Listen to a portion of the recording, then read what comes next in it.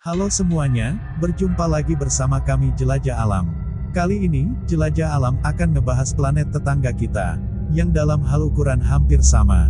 Planet tersebut adalah planet terpanas dalam sistem tata surya kita saat ini, yaitu planet Venus. Kalau ngebahas tentang planet Venus, pasti yang pertama dalam pikiran kita adalah planet neraka. Tapi sebenarnya Venus ini sudah lama dipelajari oleh para ilmuwan, bahkan sudah ada wahana yang mendarat di permukaan Venus. Berbicara tentang penelitian itulah yang akan kita bahas saat ini. Daripada penasaran, mari kita bahas bersama. Saat ini yang kalian tahu, badan antariksa yang paling maju adalah NASA milik Amerika Serikat. Tapi sebenarnya pada zaman dulu Uni Soviet atau yang sekarang ini disebut Rusia, pernah menjadi yang paling maju dan terdepan dalam bidang antariksa.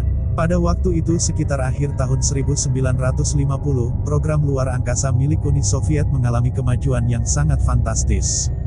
Dan belum pernah terjadi sebelumnya, karena pada saat itu keberhasilan dalam berbagai misi penting terjadi dalam setiap tahunnya. Seperti satelit buatan pertama, makhluk hidup pertama yang di luar angkasa, dan penerbangan pertama ke bulan, yang memotret sisi gelap bulan. Dengan prestasi yang gemilang itu, Uni Soviet atau Rusia sekarang, langsung membuat kembali sebuah proyek dan misi yang lebih hebat lagi, yaitu berencana untuk menjelajah planet lain yang ada di sistem tata surya. Kala itu memang sulit dipercaya dan tidak mungkin untuk dilakukan.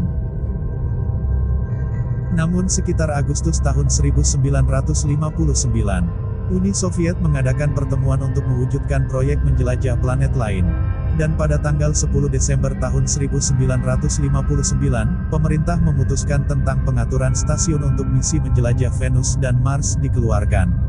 Pada akhir tahun 1960, tim antariksa dari Uni Soviet memutuskan kalau misi penjelajahan pertama adalah ke Venus. Dan misi tersebut dinamai Venera.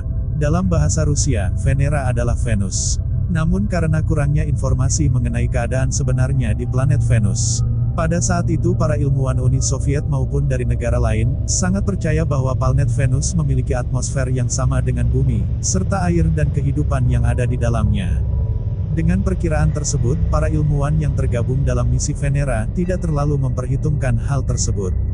Bahkan dalam skema pengujian yang ditetapkan pada waktu itu, Uni Soviet tetap menggunakan skema yang sama, yaitu penjelajahan mengitari bulan, dan menurunkan robot untuk menjelajah ke permukaan planet Venus menggunakan parasut.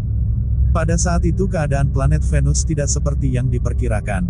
Robot penjelajah Venera 1, yang diperkirakan dapat mendarat langsung ke permukaan Venus, mengalami kegagalan komunikasi, sehingga membuat misi Venera tidak dapat memperbaiki jalur penerbangannya. Robot Venera pun melenceng jauh sekitar 100.000 km melewati planet, yang menjadi tujuannya pada tahun 1961. Pencapaian misi Uni Soviet waktu itu tetap menjadi hal yang sangat menakjubkan, karena pada waktu itu belum pernah ada wahana antariksa yang terekam dekat dengan planet Venus. Selanjutnya selama satu dekade misi Venera ke Venus, mengalami kegagalan dalam penjelajahan ke planet Venus. Serangkaian kegagalan yang terjadi pada waktu itu, para ilmuwan di seluruh dunia masih buta mengenai keadaan sebenarnya di planet Venus, yang menjadi penyebab utama berbagai generasi Venera tidak dapat mencapai permukaan planet Venus.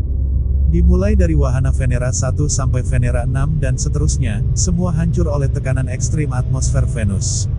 Meskipun begitu, Venera berhasil mengirimkan data sampai ke bumi, dan memberikan informasi yang akurat tentang komposisi atmosfer, tekanan serta suhunya.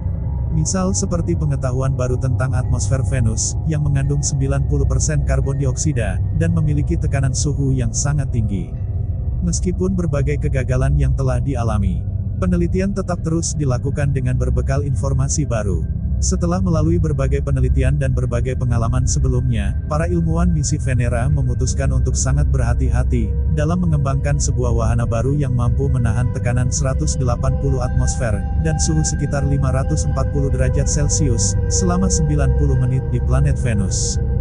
Dalam membuat Venera generasi baru ini, dibuat dari titanium yang mampu meningkatkan kekuatan dan beratnya. Jumlah ilmiah yang dibawa Venera generasi baru ini pun dikurangi, sehingga wahana ini lebih sederhana dari sebelumnya. Seperti mengukur suhu di permukaan, menganalisa jenis permukaan, dan mengukur percepatan maksimum melalui bagian pengeremannya. Tepat tanggal 17 Agustus tahun 1970, Venera 7 yang sebenarnya Venera 17 diluncurkan, dan inilah hasil dari kerja keras para ilmuwan terbayar. Pada misi Venera 7 ini, berhasil mencapai Venus dan melakukan pendaratan pertama di planet Venus, pada tanggal 15 Desember tahun 1970. Pada waktu itu saat mencapai target, dan memasuki atmosfer Venus, parasut yang disiapkan untuk wahana meledak. Dan menyebabkan wahana itu turun lebih cepat dari yang seharusnya. Tim ilmuwan yang tergabung dalam misi pun memperkirakan, setelah pendaratan seperti yang terjadi pada wahana tersebut, wahana tidak akan berfungsi karena saklar telemetrinya mengalami kerusakan saat memasuki atmosfer Venus. Keberuntungan pun berpihak pada Venera. Seusai pendaratan, dan melakukan analisa, menunjukkan bahwa selama 23 menit setelah mendarat, wahana itu mengirimkan data langsung dari permukaan Venus. Dengan pencapaian itu, pendaratan Venera 7 seolah menjadi sebuah keajaiban. Karena sepanjang misi selalu mengalami kesalahan pada wahana tersebut.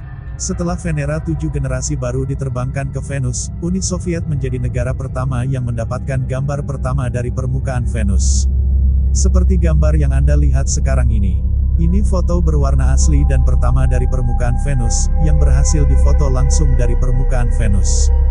Jadi misi Venera yang diluncurkan Uni Soviet atau Rusia yang kita kenal saat ini, sudah meluncurkan 27 pesawat ke planet Venus.